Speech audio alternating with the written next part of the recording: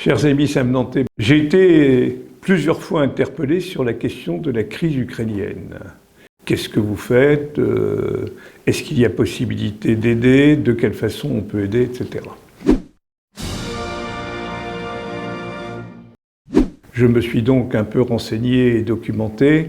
Au-delà du problème politique et de géopolitique que cela peut poser, je vous propose ce soir de regarder la question des êtres humains.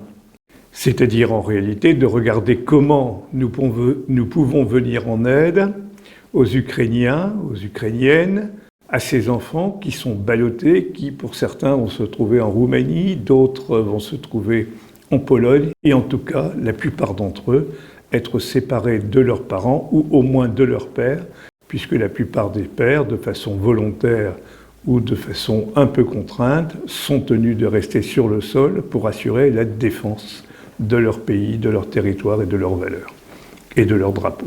Donc ici à Saint-Venant, nous avons la chance d'accueillir dans les jours qui viennent Sapeurs-Pompiers Humanitaires. C'est une association nationale qui va mettre son siège à Saint-Venant et cette association nationale a déjà 2 groupes qui viennent de partir pour l'Ukraine et qui arrivent pour porter secours aux personnes, pour assister là où c'est possible et dans les domaines de l'humanitaire.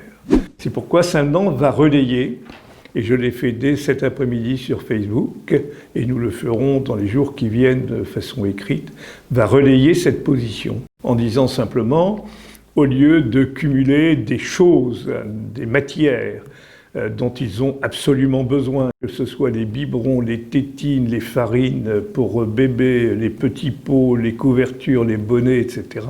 Nous avons décidé de lancer simplement une souscription financière, par chèque et uniquement par chèque. Les chèques peuvent être adressés à Saint-Venant, les chèques peuvent être déposés dans l'urne qui sera demain matin à disposition du personnel. Les chèques sont à libeller à l'ordre de Groupe Secours Ukraine. Et grâce à ces chèques, pour lesquels vous recevrez un reçu de la part de l'association, ceux-ci pourront s'approvisionner là, le plus près possible de l'Ukraine ou des lieux d'accueil que sont la Roumanie, aujourd'hui la Pologne et d'autres pays. Donc pourront s'approvisionner avant de faire les derniers 300, 400, 500 kilomètres qui les conduiront vers les lieux d'activité et de solidarité. Je vous remercie d'avance. Je crois que c'est important. C'est une question de liberté qui est en jeu, c'est notre devise républicaine qui est en jeu. C'est aussi tout simplement le fait que des citoyens qui commençaient à apprécier la liberté en sont aujourd'hui dépourvus. Alors celui qui vous parle, c'est celui qui en 1980 avait lancé des opérations Solidarność avec ses amis auchellois, parce qu'il y avait beaucoup de Polonais à Auchel.